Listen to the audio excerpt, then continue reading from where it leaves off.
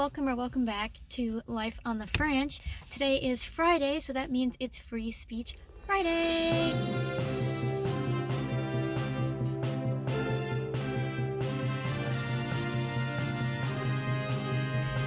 So today we're going to be talking about a couple different news stories. The first thing I'd like to report on is that the Supreme Court still has not issued a decision on the cheerleader case that we've been discussing. If you want more information about the cheerleader case, link is up here for you to research, but the gist of the case is that a high school student basically said F cheerleading, F school, F everything, and the school kicked her off the cheerleading team. So I thought that would be a good segue into an area of online speech. So in the news this week is the potential reinstatement of Trump on social media. So Trump was kicked off of social media after the insurrection at the Capitol on January 6th. Now there is a team working to decide whether or not he should be let back on to social media like Twitter. So in this article by Politico, and all articles I reference will be in the link in the description down below, it outlines kind of the who's who of the panel. There are 5 U.S. Representatives on the panel, not like U.S. representatives like senator representatives, like people representing the U.S. on the panel. And 2 of which are what you would call like Trump supporters. In the article, they've been named as like Trump allies. But it should be important. It's important to note that just because you don't agree with Trump or you agree with Trump, it doesn't mean that you're going to rule one way or the other on his reinstatement, because your view on the freedom of expression might be more narrow or more broad than whether or not you like or dislike Trump.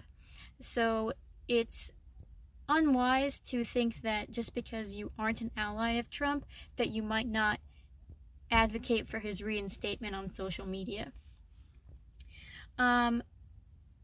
Additionally, many of the people who are on this board as a whole are journalists, law professors, lawyers, judges, and researchers. So it's an eclectic group of people, all of which have a different perspective on free speech. 2 of the people on the panel are from The Guardian. Both of those, they're the 2 representatives from the journalism side of things, both of whom have spoken critically of Trump in the past, but as journalists, it'll be interesting to see what they think of Trump on Twitter. One of them has tweeted #ban Twitter or ban Trump before, so we'll see. However, journalism has really taken an in-depth view of everything that Trump has put online, so it'll be interesting to see if they want less access to his perspective. So that's kind of where we stand. They have not made a decision on whether or not they're reinstating him, but if you're interested in what the outcome might be, I really suggest you look into the Politico article that I'm linking down below. So in addition to Trump and the cheerleader case, Fox News has recently reported, or released rather, an article about how they are not the only people suffering from free speech limitations. Specifically, their article is about the ProLife students on different campuses, and they cite a number of instances on college campuses where free speech has been potentially limited for pro-life students. One of them is an example where the medical program brought in a pro-life speaker who had an abortion in the past but now was pro-life, who'd kind of been silenced through heckling. This is always really interesting because people who heckle argue that they have the right to voice their dissent through heckling. However, typically from a legal perspective, the person who starts the speech has the right to continue their speech and not be silenced, and then the people who would like to heckle can respond after the speech is finished. Of course, that's not how it works in real life, but it's interesting nonetheless. Additionally, some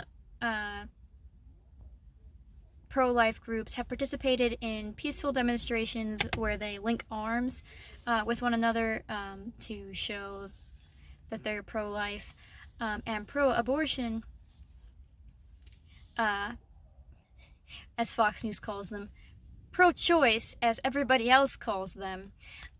People have basically said that they are against women's rights and they shouldn't have these views, and the student government at one university refused to recognize them as a student group on campus.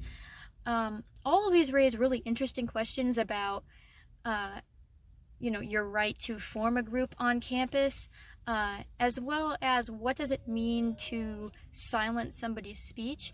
In none of these cases are the universities stepping in and silencing speech. It's other students at the universities having issue with the speech. Fox News goes on to say that students should not have their reputation slandered because of their position on the pro-life, pro-choice debate. However, whenever you speak, it doesn't mean that you have the right to consequence-free speech. If you voice an opinion that other people disagree with, people have the right to say why they disagree with you and think differently of you for it. Whether that's a positive perspective or a negative perspective. So this is where I really disagree with Fox News' article, even though I did think it raised interesting points about heckling and what it means to silence speech. Ultimately, I disagreed with the article in that just because you say something doesn't mean, and you have the right to say something, doesn't mean you aren't allowed to be judged by what you say. If I say something that you disagree with, I would hope that you put it in the comments, and certainly it would shape your opinion of me, whether positively or negatively. That's just how life works. It doesn't have to be about a political issue. If you are very passionately a fan of My Chemical Romance like I am, and someone says they don't like them, I am going to judge their taste in music. That's just how conversation naturally flows. In addition to the online speech arguments, this week Biden's administration signed on to an international effort to curb online extremism. It's unclear, based on the article that I read from Politico, what exactly that's going to mean in terms of limiting speech. It seems like it's more aimed at redirecting people's search engines so they don't end up at extremist sites.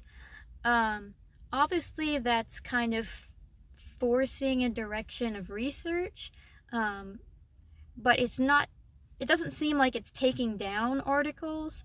Additionally, the quote from the administration is that more speech is better.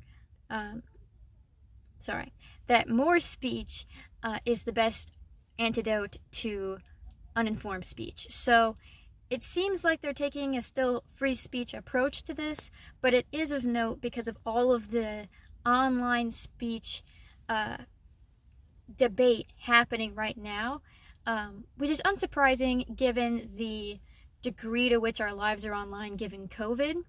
But it is important to note that Trump's administration also considered doing this, but decided against it because of the potential impact on free speech. So it's another difference between the Trump and Biden administration on their approach to free speech and extremism. And finally, a Kansas college president accused of muting free speech on campus was fired. This came out a day ago on KCTV. Again, everything linked below.